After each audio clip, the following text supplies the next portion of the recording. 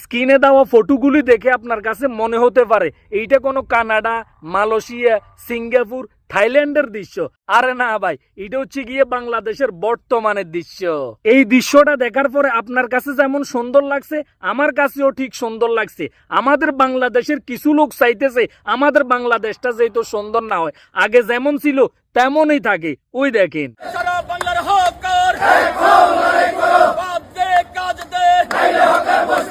এখন আমার কথা হচ্ছে, হকাররা অবৈধভাবে সরকারি জায়গা দখল করে তারা ব্যবসা বাণিজ্য করতেছে।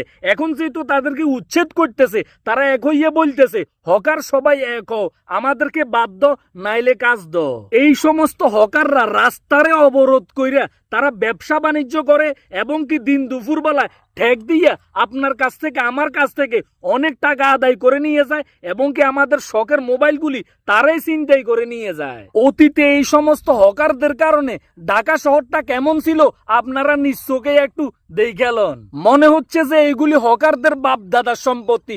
কোটি কোটি টাকা খরচ কইরা সরকারের রাস্তা কইরা দিছে গাড়ি চলাচল করার জন্য না। হকাররা সেইখানে বসে ব্যবসা বাণিজ্য করবে, আতর বিক্রি করবে, তসবির চোরা বিক্রি করবে, সানাচোর বিক্রি করবে, তাদের বাপ দাদার সম্পত্তি ফুটপাত গুলি। এই জন্য তারা দখল কইরা ঘন্টার পর ঘন্টা গাড়ির জামের মধ্যে ফালাইয়া তারা টাকা গুনতেছে।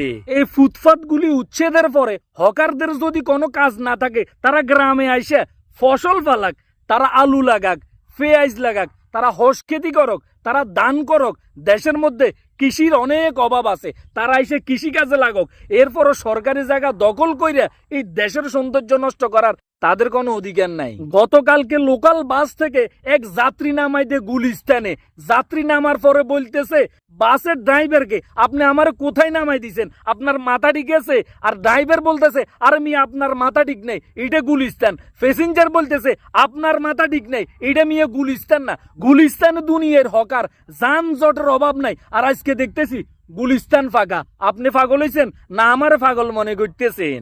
এইভাবে প্রত্যেকটা শহরে যদি উচ্ছেদের কাজ চলমান থাকে, তাহলে দেখবেন আমাদের শহরগুলি দেখতে খুবই সুন্দর লাগবে। যেমন এই ছবিতে আপনাদেরকে আমি দেখাইছিলাম। আমরা কথায় কথায় বলি না, সৌদি আরব অনেক সুন্দর, দুবাই অনেক সুন্দর, থাইল্যান্ড অনেক সুন্দর। ওইখানে শয়তান আইসা সুন্দর করে নাই। আপনার মতো আমার মতো মানুষ সরকারের আইনকে আইন মনে কইরা চলার কারণে তারা সুন্দর হয়ে গেছে, ওই দেশটা সুন্দর হয়ে গেছে। আমরা সরকারের আইনকে যদি আইন মনে কইরা নিজেরাই সংশোধন হয়ে যায়, আমাদের বাংলাদেশও সুন্দর হয়ে যাবে ইনশাআল্লাহ। কারা কারা চান ফুটপাতের জায়গা অবৈধভাবে দখল মুক্ত হয়ে আমাদের চলাফেরার রাস্তাগুলি ক্লিয়ার হয়ে যাক, আমাদের শহরগুলি সুন্দর হয়ে যাক, তারা কমেন্ট বক্সে অবশ্যই জানাবেন। আল্লাহ হাফিজ।